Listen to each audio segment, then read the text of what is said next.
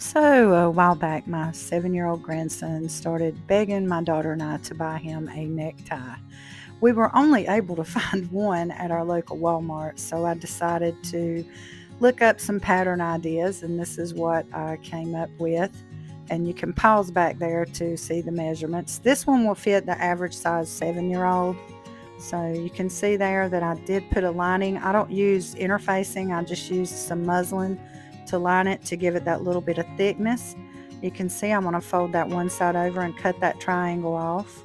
And this video is pretty much self-explanatory. I'll just let you watch what I'm doing, and if I need to explain anything, I'll come back and do that. So I'm marking here so that I can just do a tight zigzag down that one side, because I don't want that raw edge to come out and be showing, because it will be on the back side of the tie.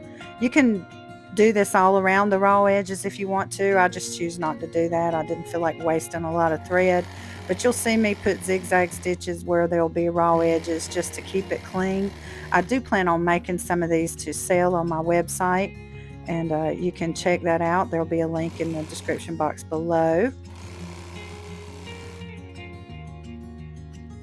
And the reason for cutting this, I'm not cutting through the seam, I'm just cutting as close as I can get, is so that that point on the tie is nice and crisp. The little boy pictured in the thumbnail of this video is actually my 5-year-old grandson. The first ties that I made were a little too small for the 7-year-old, so they did fit the 5-year-old. Those measurements are just slightly different. You're going to do 15 by 5 and instead of the 18 by 5 for the tie body. The other measurements are pretty much the same, but anyway, it still turned out super cute. Both of my little grandsons have little neckties to wear when they go out on the town. So yeah.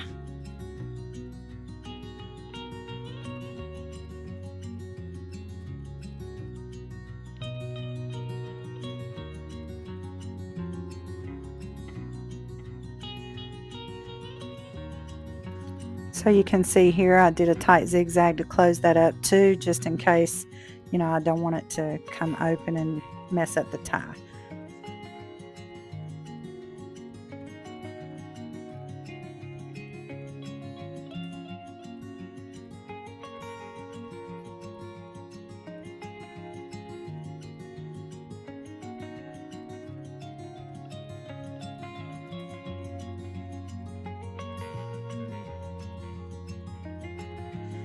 So this part here is a little tricky. I've got to admit, it took me a while to get used to doing this, but if you just watch how I do it and you form that little triangle, it really isn't as hard as it looks. It just, I don't know, I guess I'm not very good at origami or whatever that would be called. But yeah, you want to make that triangle and you want it to be open so you can feed the body of the tie through once you've got it done.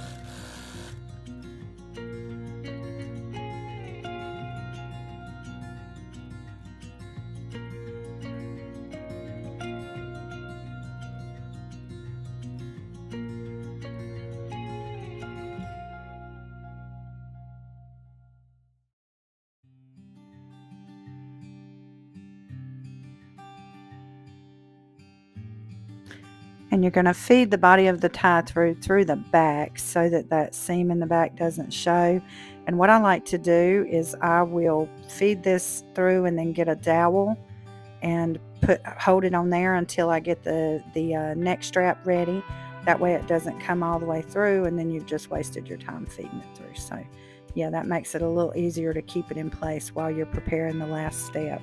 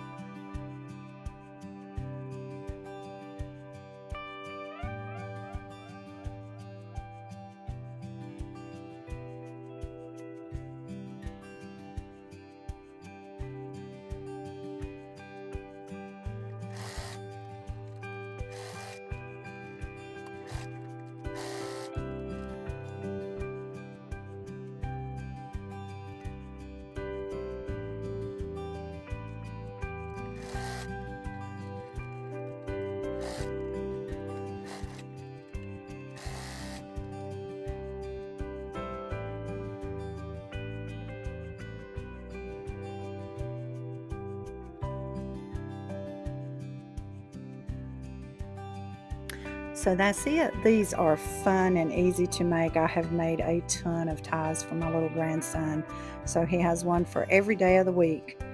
All right, y'all be sure to like, share, and subscribe. Peace, y'all. Bye bye.